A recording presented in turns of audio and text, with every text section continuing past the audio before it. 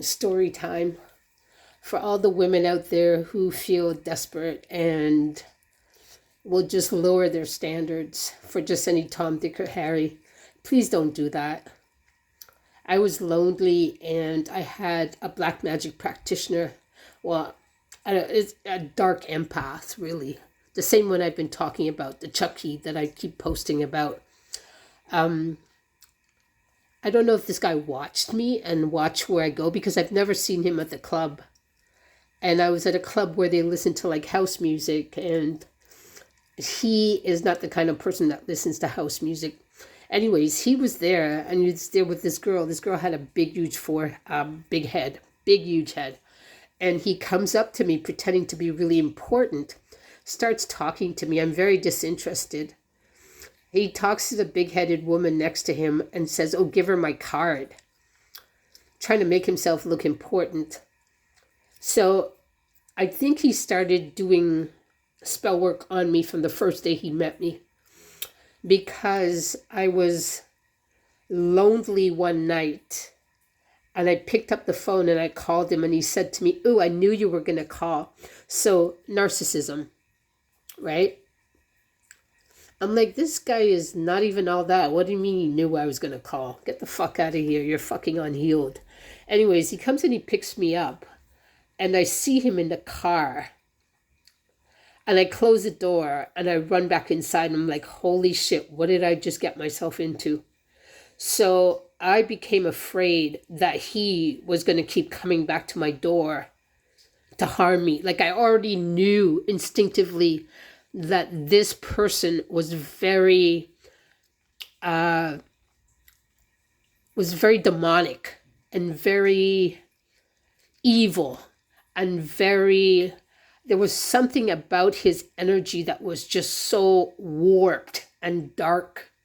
So I said to myself, oh, if I don't go back out, he's going to keep coming back to my house and he's going to keep harassing me. So I went out and I started talking to him. Lo and behold, he gives me, nose candy. And I don't do that kind of stuff. I don't even know what to do with it. So he's like, oh, you do it like this. I'm like, no, thank you. So he wore track pants. I was just like, I don't go out with men who wear track pants. Especially if you're going out on a date. You look proper and this person of non-interest is wearing track pants. I was just like, this is just ridiculous. So all I knew is he started doing spell work on me because I lost my apartment. I lost my job after I met him. I moved into a neighborhood which I would never move into because this neighborhood was very dark and it was full of like streetwalkers and drug addicts. And so I knew from then that he started doing spell work from them, because now I'm regurgitating and I'm thinking back to the time when I was with him and how I felt and what he did. This guy was a criminal. This guy gave me false checks to go cash up my bank account, so my bank account would close. So he was a criminal at that too, right? So I move and it's me and my daughter, and my daughter doesn't like him. Every time he comes around, she runs out of the house, and me and my daughter started fighting. My daughter kicks me out of my own apartment and starts renting it to someone else. So more spell work.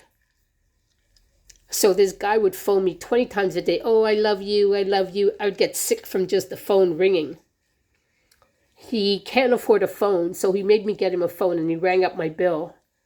So all of these are like indications that this person is a criminal, that he does criminal activities. So I'm just like, what kind of person is...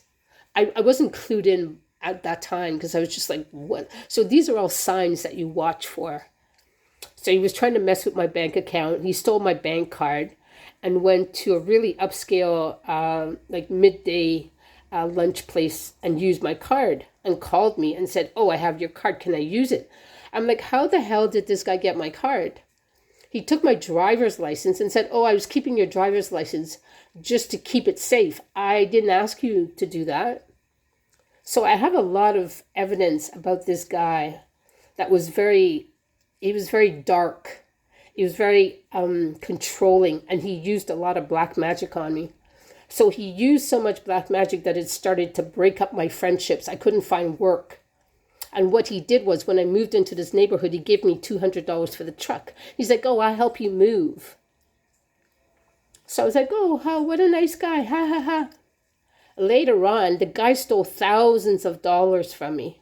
Thousands of dollars from me. He told me someone was doing black magic on me. And he said, oh, we need a sample of your hair to clear it out of your system. This is how naive I was. So I cut my hair and I give it to him, plus $500 to clear black magic from me, because I knew this black girl, Karen, that was doing a lot of black magic on me. I tell these stories because this girl was operated in the same way he did. They would pretend to be really nice. Hee hee ha ha, I'm your friend. And then turn around and do all kinds of spell work on you because they didn't like you to begin with, right? They would laugh behind your back, right?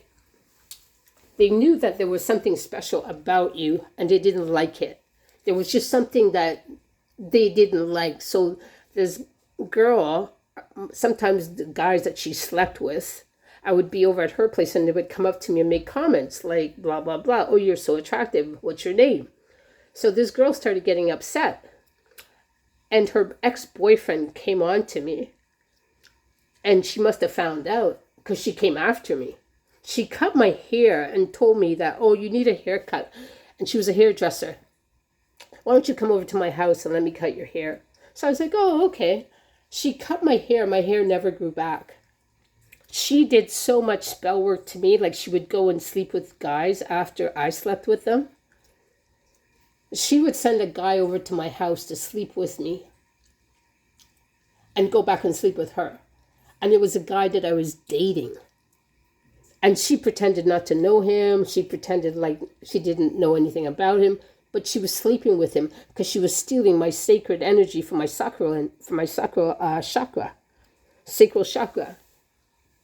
I tell you all of these things because there's people out there that are just diabolical. Like this guy is still doing spell work on me. I did nothing to him. He had a kid that wouldn't even speak. Right? The kid had no language. And every time I left the kid would cry. I don't know what he was doing to this kid. I don't know what he did with this kid. But this kid, he would always bring this kid over to my house. And there was something I felt really in the pit of my stomach that grossed me out. I can't talk about it. But all I know is he wasn't treating this child properly. And I don't know who he had this kid with, or if it's a friend, if it's his friend that he's down low with. I don't know if it was his friend's son. But this guy was a criminal. And he was from the States. He was from Syracuse. And I don't know how he got into the country, but I know when he came into the country, he had court cases. And he was a criminal, so he had to keep going back to the States to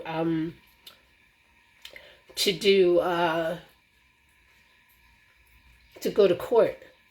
Because I know he was saying he used to watch Prison Break a lot.